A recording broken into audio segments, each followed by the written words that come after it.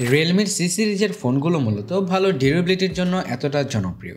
আসলে এই সিরিজের মূল টার্গেটই হচ্ছে এই সিরিজের ফোনগুলোর বিল কোয়ালিটিকে ভালো রাখা, কিন্তু এখানে তারা বাইরের দিকটা শক্তপোক্ত রাখতে গিয়ে কিন্তু ভেতরের দিকটাকে দুর্বল করে ফেলে। আজকের ভিডিওতে আমরা কথা বলবো রিয়েলমি C75 এই স্মার্টফোনটা নিয়ে। হ্যাঁ, এই স্মার্টফোনটার বিল কোয়ালিটিও যথেষ্ট ভালো, কিন্তু এখানে বিল কোয়ালিটির দিকটা দেখলেই হবে না, ফোনটা ওভারঅল সব দিক থেকে ঠিকঠাক আছে কিনা সেটাও দেখতে হবে। তো বন্ধুরা, আজকের ভিডিওতে এই স্মার্টফোনটার সম্পর্কে বিস্তারিত আলোচনা করব। তার পাশাপাশি এই স্মার্টফোনটা কাদের জন্য বেস্ট হতে পারে সেই সম্পর্কেও আলোচনা করব। আর বন্ধুরা, আপনারা যদি আমাদের চ্যানেলে নতুন হয়ে থাকেন তাহলে চ্যানেলটাকে অবশ্যই সাবস্ক্রাইব করবেন। তো বন্ধুরা, চলুন ভিডিওটা শুরু করা যাক। শুরুতেই ফোনটার প্রাইসটা বলে দেই। এই স্মার্টফোনটার বেস ভেরিয়েন্টের প্রাইস হচ্ছে 20,000 টাকা এবং যে হায়ার ভেরিয়েন্টটা রয়েছে তার প্রাইস হচ্ছে 24,000 টাকা। যাই হোক, এখন কথা বলা যাক ফোনটার লুকস অ্যান্ড ডিজাইন এবং এর বিল কোয়ালিটি নিয়ে। স্মার্টফোনটার লুকস অ্যান্ড ডিজাইনের প্রাইস অনুযায়ী একদমই ঠিকঠাক আছে, কিন্তু এখানের বিল কোয়ালিটিকে অনেকটাই স্ট্রং করা হয়েছে।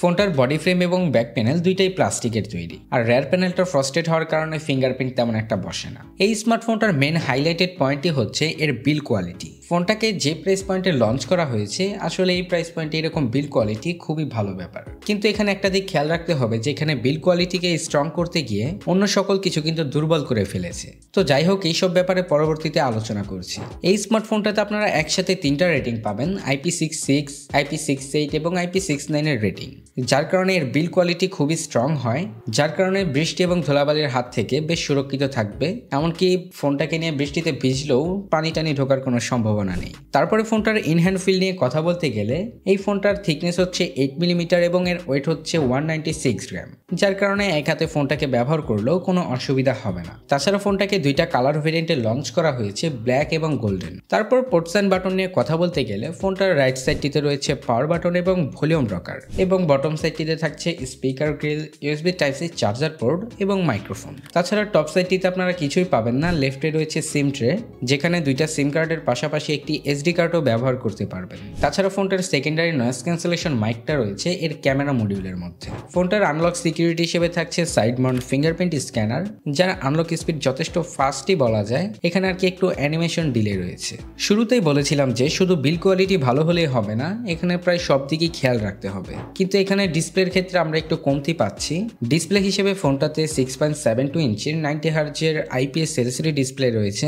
এই প্রাইস পয়েন্টে আসলে 90 হার্জের ডিসপ্লেটা দেওয়া উচিত হয় নাই। এখানে যদি 120 হার্জের ডিসপ্লে ব্যবহার করতো তাহলে বেশ ভালো হতো। আর তাছাড়া ফোনটাতে 690 নিটস ব্রাইটনেস থাকার কারণে কিন্তু এটা ডিরেক্ট সানলাইটে অত একটা ভিজিবল থাকে না। এখানে ব্রাইটনেসটা আর একটু বেশি দেওয়া উচিত ছিল। তাছাড়া এখানে PPI থাকছে 392 PPI ডেন্সিটি। ডিসপ্লেটা IPS LCD প্যানেল হলেও কিন্তু এর কালার রিপ্রোডাকশন যথেষ্ট ভালো ছিল, কিন্তু এখানে চিন বেজেলের অবস্থা একেবারেই বাজে বলা যায়, যার কারণে কন্টেন্ট, ভিডিও বা মাল্টিমিডিয়া কনজাম্পশনের ক্ষেত্রে অত একটা ভালো ফিল পাবেন না। তারপরে ফোনটার শক্তি সামর্থ্য নিয়ে কথা বলতে গেলে, ফোনটাতে চিপসেট হিসেবে থাকছে MediaTek Helio G92 Max এই চিপসেটটা। এই চিপসেটটা 12 ন্যানোমিটার ফেব্রিকেশন বিল্ডের তৈরি। তাছাড়াও ফোনটাকে 2টা ভেরিয়েন্টে লঞ্চ করা হয়েছে, 8GB 128GB এবং 8GB 256GB, যাদের র্যাম টাইপ হচ্ছে LPDDR4X এবং স্টোরেজ টাইপ হচ্ছে eMMC 5.1। ওভারঅল ফোনটার শক্তি সামর্থ্য নিয়ে কথা বলতে গেলে, ফোনটা থেকে আপনারা রেগুলার বেসিস যে কাজগুলো রয়েছে এগুলো মোটামুটি ভালোই করতে পারবেন। তারপরে এখানে একটু ল্যাগি ফিল পাবেন। তাছাড়া ফোনটাতে যখন আপনারা একসাথে 7টা-8টা অ্যাপ্লিকেশন নিয়ে কাজ করবেন তখন কিন্তু বুঝতেই পারবেন যে এর শক্তি কতটুকু। অবশ্যই ফোনটা থেকে এখানে আপনারা একটা ল্যাগি ফিল পাবেন।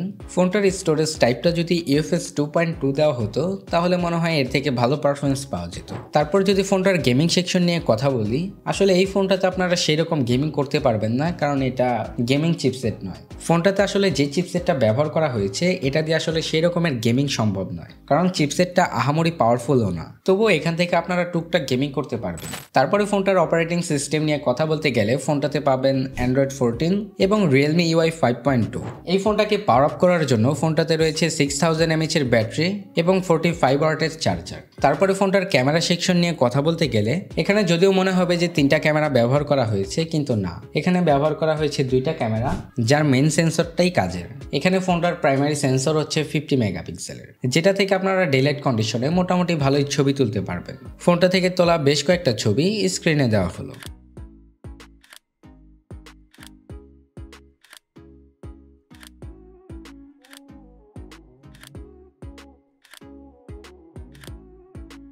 তাছাড়া ফোনটাতে রয়েছে 8 মেগাপিক্সেলের একটি সেলফি ক্যামেরা। ফোনটার প্রাইমারি সেন্সর দিয়ে আপনারা সর্বোচ্চ 1080p 30fps এ ভিডিও রেকর্ড করতে পারবেন, যেখানে কোনো রকম স্টেবিলাইজেশন থাকছে না, যার কারণে এর ভিডিও কোয়ালিটিকেও অত একটা ভালো বলা যাচ্ছে না। তো যাই হোক, এখন কথা বলা যাক এই স্মার্টফোনটা কাদের জন্য। আসলে যারা ভালো মানের একটা ডিউরেবিলিটি ফোন চাচ্ছেন, এই স্মার্টফোনটা আসলে তাদের জন্যই। কারণ ফোনটা থেকে আপনারা সেরকম গেমিং টেমিং কিছুই করতে পারবেন না, এখানে আপনারা সেরকম ক্যামেরা পারফরমেন্সও পাবেন না, কারণ এই ফোনটার মূল টার্গেটই হচ্ছে ভালো ডিউরেবিলিটি। তো যাই হোক, আজকের ভিডিওটা এই পর্যন্তই। ভিডিওটা ভালো লেগে থাকলে লাইক, কমেন্ট, শেয়ার, সাবস্ক্রাইব করে আমাদের পাশেই থাকবেন। আর আপনাদের যদি কোনো মতামত থাকে তাহলে অবশ্যই কমেন্ট সেকশনে কমেন্ট করে জানাবেন। দেখা হচ্ছে পরবর্তী কোনো নতুন ভিডিওতে।